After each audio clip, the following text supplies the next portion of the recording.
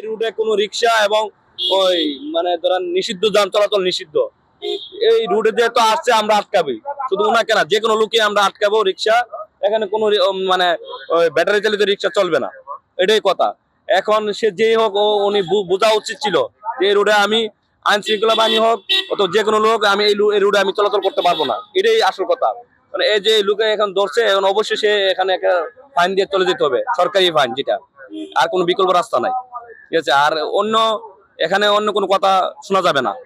আচ্ছা, এই যে যাদেরকে আপনি সকাল থেকে কতগুলা গাড়ি ডাম্পিং করেছেন এবং রেকার করেছেন? রেকার এ পর্যন্ত করা হয়েছে 10টা রেকার করা হয়েছে এ পর্যন্ত।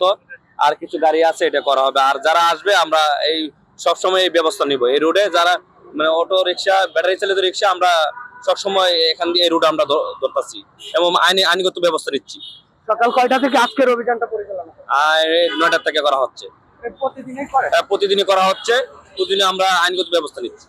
আমরা দেখেছি যে রিক্সা চালক সার্জেন্টের উপর মাঝে মাঝে হামলা চালায়, যেমন 300 ফিটে আরেকটা এই সার্জেন্টের উপর হামলা চালিয়েছে। আসলে এই একটা আতঙ্ক আপনাদের মধ্যে কাজ করে কিনা?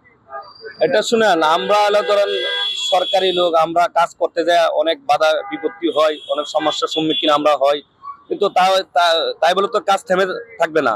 আমরা অবশ্যই কাজ চালিয়ে যাব, আইনগতভাবে আমরা কাজ করব।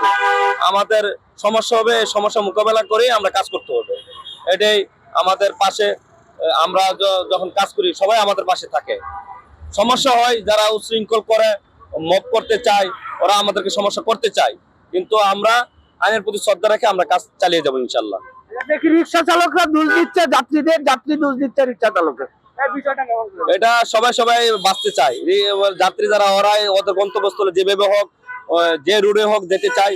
রিক্সারা দেখা যাচ্ছে নিজে ওই কিছু টাকা পাওয়ার জন্য কোনো রুট দেখে না, ভিআইপি রুট দেখে না, কোনো কাজ দেখে না, ওরা মন মতো চলে। এখন যারা রিক্সা চালায় ওরাও উচিত যে আমরা মেন রুটে যেন না উঠি, কমপক্ষে মেন রুটে এই উলিগুলি আছে ওইগুলো আমরা চলাচল করি। মেন রুটে তো আমরা যাইতে মানে যাত্রীদেরকে বলা উচিত যে আমরা ওই রুটে যাবো না। ঢাকা সিটির ভিতরে যারা রিক্সা চালায়, রিক্সা চালক এবং যারা রিক্সায় চড়ে যাত্রী, দুজনকে কি বার্তা দিতে চান? দুজনকে বার্তা দিতে যাচ্ছি যে যারা মেন মূলত রিক্সা চালায় ওরা বলা উচিত যে যাত্রীদেরকে আমরা এই রুটে যেতে পারবো না, আপনি অন্য রুটে চলেন। আর যারা আমরা জনগণ, ওরাও সচেতন হওয়া উচিত যে এই রুটে রিক্সা চালা নিষিদ্ধ, আমরা এই রুটে না যাওয়া উচিত। আমি সবাইকে বার্তা দিতে যাচ্ছি যে মেন রুটে কমপক্ষে ভিআইপি রুটগুলো, এই রুটগুলোর জন্য আমরা অটো চালিত রিক্সা অ্যাভয়েড করি এবং আমরা যেন এই রুটে না উঠি, এটা সবাই সচেতন হওয়া উচিত। আমার বার্তা এটাই।